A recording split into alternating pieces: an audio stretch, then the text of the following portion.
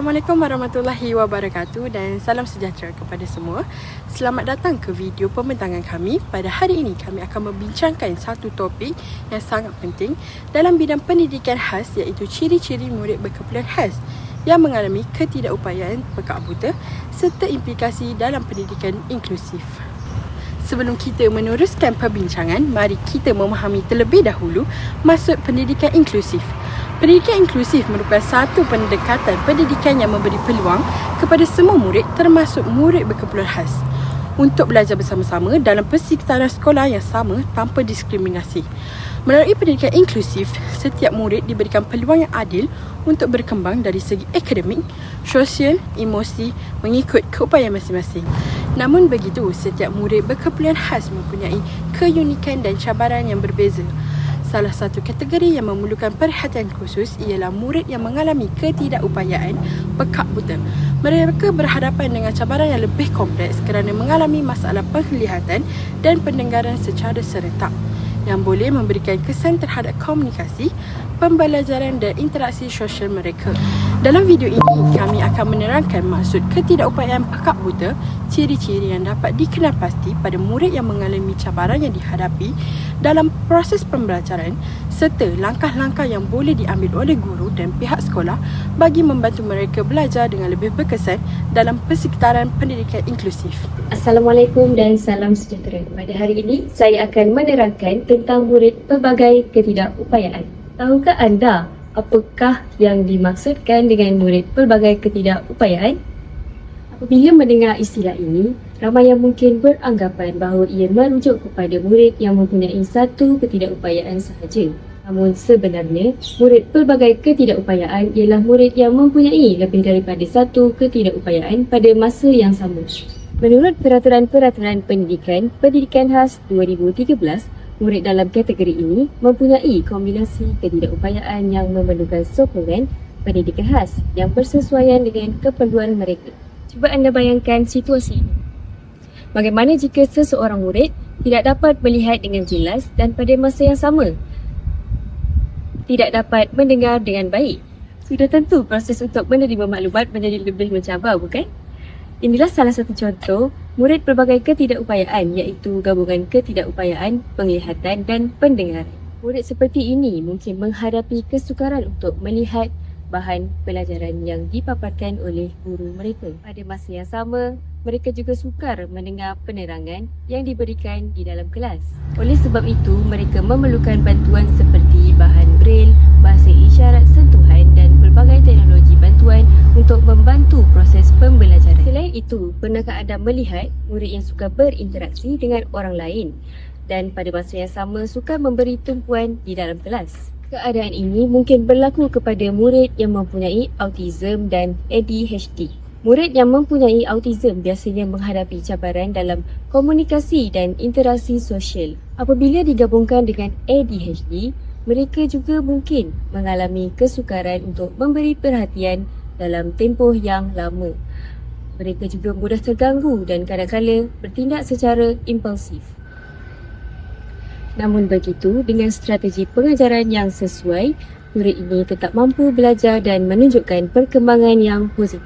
Terdapat juga murid yang mempunyai ketidakupayaan fizikal bersama masalah pembelajaran. Mereka mungkin menghadapi kesukaran untuk bergerak atau menggunakan peralatan tertentu dan pada masa yang sama memerlukan bantuan tambahan untuk memahami pelajaran yang diajari. Setelah melihat beberapa contoh tadi, mari kita fahami pula ciri-ciri utama murid pelbagai ketidakupayaan. Ciri-ciri yang pertama ialah mereka mempunyai lebih daripada satu ketidakupayaan. Inilah perkara yang membezakan mereka daripada kategori ketidakupayaan yang lain. Ciri yang kedua pula, keperluan setiap murid adalah unik. Mengapa saya katakan begitu? Ini kerana walaupun dua orang murid mempunyai kategori ketidakupayaan yang sama, tahap kebolehan, kekuatan dan cabaran mereka mungkin berbeza. Sebagai contohnya, ada murid yang memerlukan bantuan dalam komunikasi, manakala ada murid yang memerlukan bantuan dalam pergerakan atau pelajaran. Ciri yang ketiga ialah mereka memerlukan sokongan pendidikan khas yang berterusan.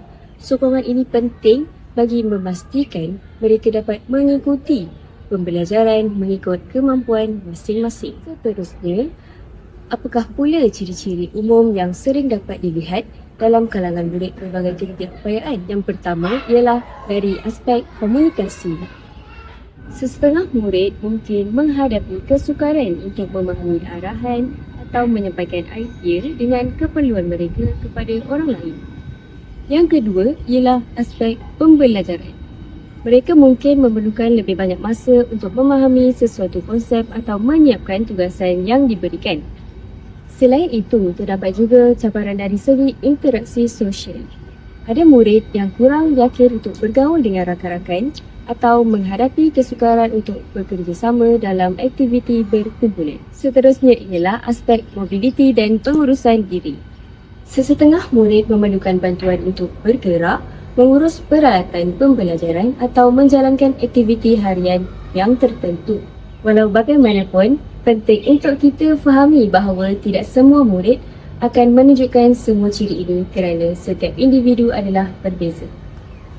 Sekarang, cuba anda fikirkan, jika anda seorang guru, apakah yang anda boleh lakukan untuk membantu murid pelbagai ketidakupayaan belajar dengan lebih berkesan?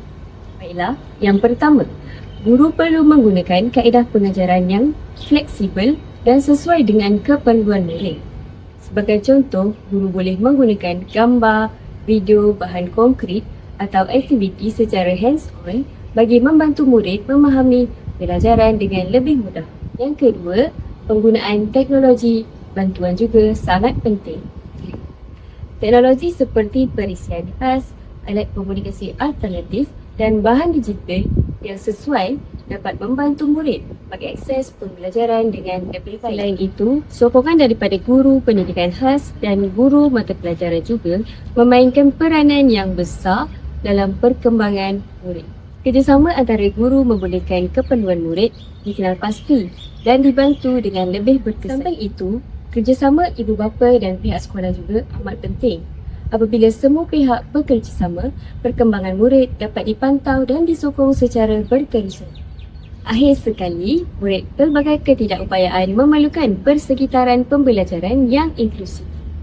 Mereka perlu berasa diterima, dihargai dan diberikan peluang yang sama untuk melibatkan diri dalam aktiviti pembelajaran seperti murid-murid yang lain. Sebagai kesimpulan, murid pelbagai ketidakupayaan ialah murid yang mempunyai lebih daripada satu ketidakupayaan dan memerlukan sokongan pendidikan yang bersesuaian dengan keperluan mereka. Walaupun mereka menghadapi pelbagai cabaran dalam pembelajaran dan kehidupan harian, mereka juga mempunyai potensi, bakat dan kebolehan yang boleh dikembangkan.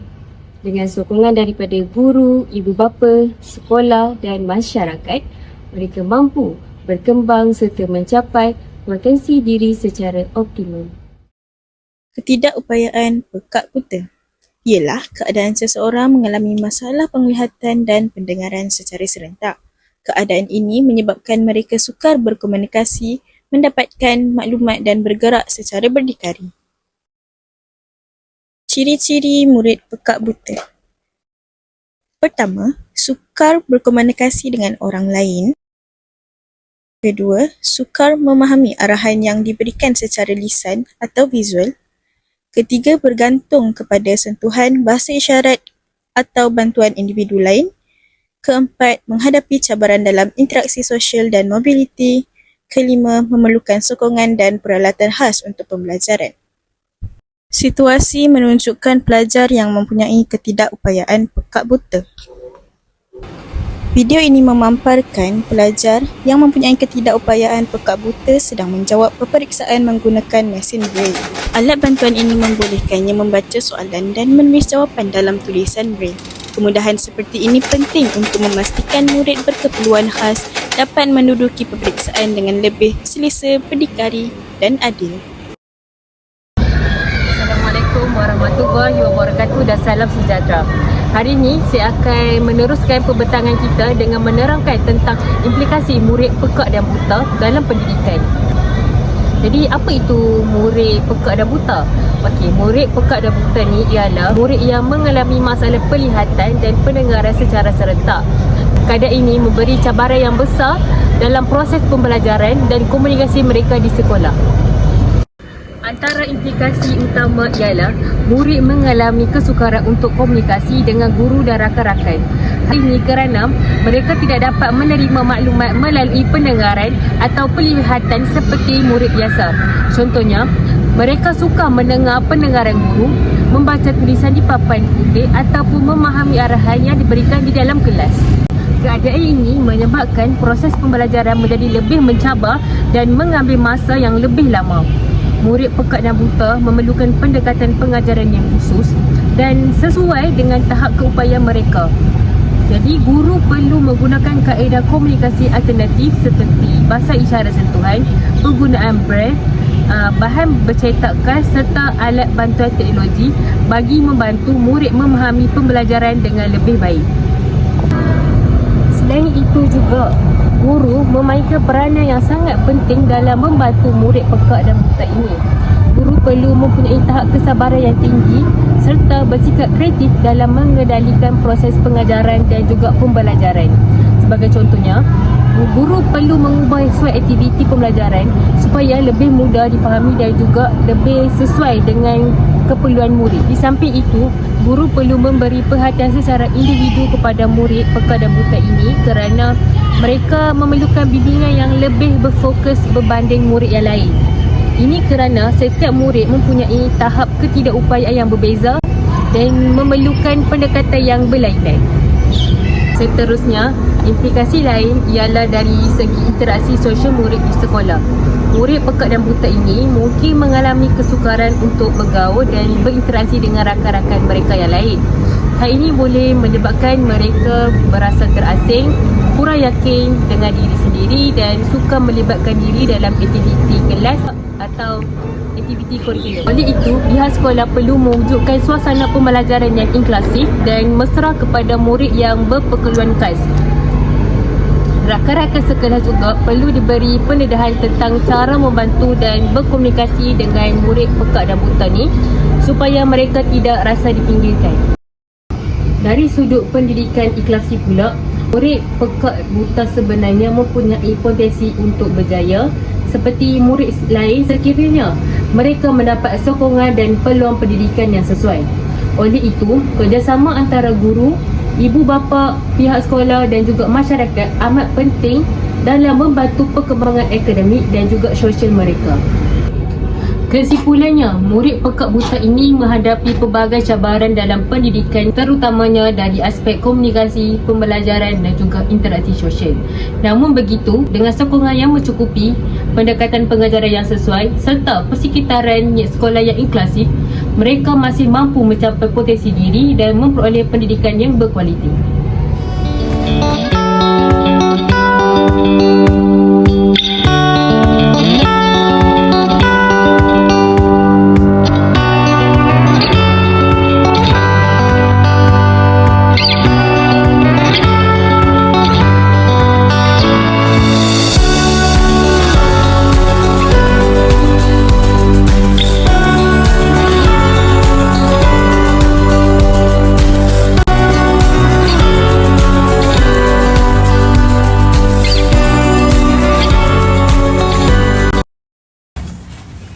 Seterusnya, mari kita lihat pula apakah cadangan penyelesaian yang boleh kita ambil. Bagi memastikan murid pekak buta dapat belajar dengan baik, kumpulan kami menggariskan 3 langkah utama. Yang pertama adalah latihan guru. Guru di kelas inklusif mesti dilatih dengan teknik pengajaran terbeza. Sebagai contoh, latihan menyediakan bahan bantu mengajar dalam bentuk objek 3D ataupun tekstur nyata, bukannya sekadar gambar biasa. Ini penting supaya murid pekak buta boleh memahami konsep subjek seperti sains ataupun matematik melalui darian sentuhan. Yang kedua, penyediaan teknologi bantuan melalui sokongan kerajaan. Dalam era moden ini, teknologi bertindak sebagai mata dan telinga baharu untuk mereka. Pihak kerajaan, khususnya Kementerian Pendidikan, memainkan peranan besar dalam menyediakan kemudahan ini. Sebagai contoh, pembekalan inovasi terkini seperti laptop e-braille Alat bantu belajar ini amat penting kerana ini membolehkan murid pekak buta menaik dan membaca nota digital terus melalui paparan braille di hujung jari mereka, sekaligus memastikan mereka tidak tercicir dalam kelas aliran perdana. Dan yang ketiga pula, kerjasama ibu bapa dan pihak sekolah. Ibu bapa adalah orang yang paling mengenali anak mereka di rumah. Jadi, perkongsian maklumat antara ibu bapa dan guru melalui Pelan Pendidikan Individu (PPI) amatlah penting. Langkah ini bagi memastikan cara didikan dan teknik komunikasi di rumah serta di sekolah adalah selari.